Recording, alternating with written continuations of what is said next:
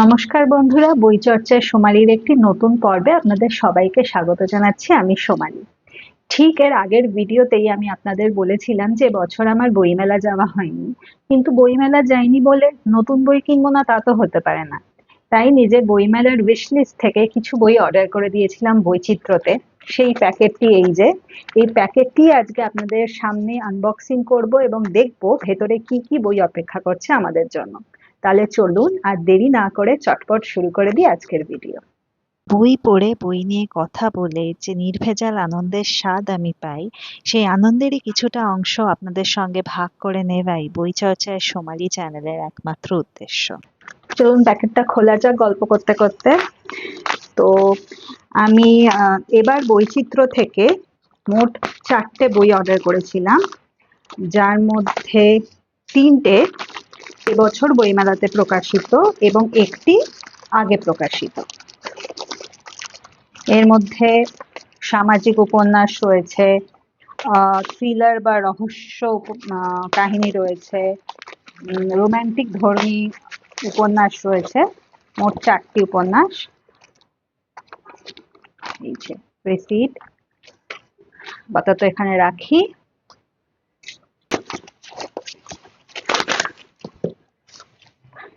চলুন এবার এক এক করে দেখে নিই কি কি বই রয়েছে। তো প্রথম যে বইটি সেটি হচ্ছে সৈয়দ মুস্তাফা সিরাজের দুষ্প্রাপ্য থ্রিলার। এবার সৈয়দ মুস্তাফা সিরাজের কর্নেল একটি খুবই জনপ্রিয় চরিত্র, এবং আমি কর্নেল সিরিজের কিছু কিছু গল্প বা উপন্যাস পড়েছি। যেমন এই মুহূর্তে আমার মনে পড়ছে বিষাক্ত প্রজাপতি বলে একটি উপন্যাস। কখনো সুযোগ পেলে আমি সেই উপন্যাসটির বিষয়ে কথা বলবো। এবার সৈয়দ মুস্তাফা সিরাজের রহস্য কাহিনীগুলির মধ্যে যে ব্যাপারটি আমার সব থেকে বেশি ভালো লাগে, যে সেখানে না একটু প্রকৃতি প্রেম থাকে। কোনো ঐতিহাসিক স্থানে যদি ইনভেস্টিগেশন হয় তাহলে সেই সম্পর্কে একটু তথ্য থাকে। ভীষণ সুন্দর কর্নেল চরিত্রটির তদন্ত পদ্ধতি। তো যতদূর আমি জানি এই বইটিতে সংকলিত হয়েছে সৈয়দ মুস্তফা সিরাজের এমন কিছু রহস্য কাহিনী বা রহস্য নভেলা যেগুলো সচরাচর আমাদের চোখে পড়ে না। তো এখানে যে কটি লাইন লেখা রয়েছে একটু পড়ছি। বাংলা গোয়েন্দা, ভৌতিক ও থ্রিলার সাহিত্যের এক উজ্জ্বল নক্ষত্র সৈয়দ মুস্তাফা সিরাজ বুক ফার্ম তার জনপ্রিয় সৃষ্টিগুলির মধ্যে থেকে বেছে নিয়েছে লেখকের 3টি হারিয়ে যাওয়া থ্রিলার নভেলা। সেগুলি হলো অপারেশন ভালগিরি, বিষাক্ত সুন্দর ফুল এবং শঙ্খবীজ। সৈয়দ মুস্তাফা সিরাজের এই কাহিনীগুলিতে প্লটের বুনন, ভাষার ছন্দময়তা, ছোট ছোট জিনিসের অনিন্দ্য সুন্দর বর্ণনা ও সাবলীল কথন ভঙ্গিতে পাঠককে মন্ত্রমুগ্ধ করে রাখে। রুদ্ধশ্বাস এই কাহিনীগুলোয় মিশেছে ঐতিহাসিক চক্রান্ত, অলৌকিক ঘটনা, ম্যাজিক রিয়েলিজম, গ্রামীণ মিথ, মনস্তত্ত্ব, নিষিদ্ধ প্রেম এবং আরো কত কি। পাঠক, আপনি চমকে যেতে বাধ্য। তো বইটি প্রকাশিত হয়েছে বুক ফার্ম থেকে এবং বইটির মুদ্রিত মূল্য 395 টাকা।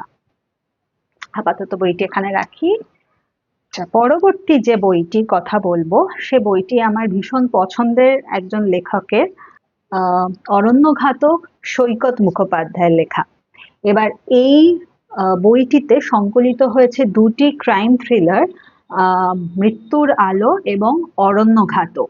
এবং যতদূর আমি এই বইটি সম্পর্কে শুনেছি, এই ক্রাইম থ্রিলার দুটিতেই অরণ্যের জীবন এবং আমাদের চারপাশে ঘটে চলা বিভিন্ন অপরাধ প্রবণ ঘটনার একটা মিশেল আমরা দেখতে পাবো।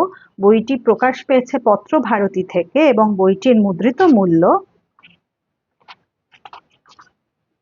325 টাকা। এখানে রাখলাম।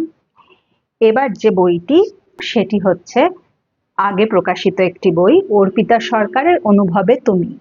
আমি অর্পিতা সরকারের কোনো বই এর আগে পড়িনি, এবং লেখিকার যে যে বইগুলো আমি পড়বো বলে লিস্ট বানিয়েছিলাম তার একদম প্রথমেই এই বইটি ছিল, এবং আমি এই বইটি সম্পর্কে অনেক ভালো ভালো কথা শুনেছি। তো যে কটি লাইন লেখা আছে আমি একটু পড়ছি। অনুভবে তুমি একটি মনস্তাত্ত্বিক সামাজিক উপন্যাস। উপন্যাসের নায়িকা অহনা পাল একজন টিভি রিপোর্টার। নৈরিত বসুর সঙ্গে অহনার বিয়ের সম্বন্ধ স্থির হয়। দুই বাড়ির মত অনুসারী। নৈরিত ইঞ্জিনিয়ারিং কলেজের প্রফেসর, বিবাহ বাসর থেকে হঠাৎই দেখা যায় পাত্র এবং পাত্রী দুজনেই নিখোঁজ।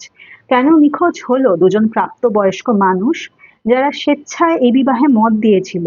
কেন তারা লগ্নের কিছুক্ষণ আগেই বেপাত্তা হলো? অহনার বাবা নামী ক্রীড়া সাংবাদিক, মা স্কুল শিক্ষিকা, তাদের সম্মানের কথা কি ভাবলো না অহনার নৈরিত? নাকি এর পেছনে লুকিয়ে আছে কোনো চক্রান্ত? সমস্ত প্রশ্নের উত্তর দেবে অনুভবে তুমি। তো শুনে তো ভীষণ ইন্টারেস্টিং লাগছে। প্রকাশ পেয়েছে দ্বীপ প্রকাশন থেকে এবং বইটির মুদ্রিত মূল্য 400 টাকা। আজকের পর্বে শেষ যে বইটি দেখাবো সেটি হচ্ছে অভীক দত্তের হৃদয়ের পদ্মবনে। আর প্রচ্ছদটা দেখুন, জানি না কতটা দেখাতে পারছি, বাট ভীষণ সুন্দর একটি প্রচ্ছদ, এবং আমি প্রচ্ছদটি দেখেই এই বইটি কিনবো বলে মনস্থির করেছিলাম। পেছন থেকে এরকম। এবং অভীক দত্তের আগে আমি মেঘ ছায় পড়েছিলাম, সে বইটি নিয়ে আপনাদের সঙ্গে আলোচনাও করেছিলাম। যে কটি লাইন লেখা আছে একটু পড়ছি। যত বয়স হবে তত বেশি ক্ষত বুকে বয়ে নিয়ে চলাই হলো জীবন।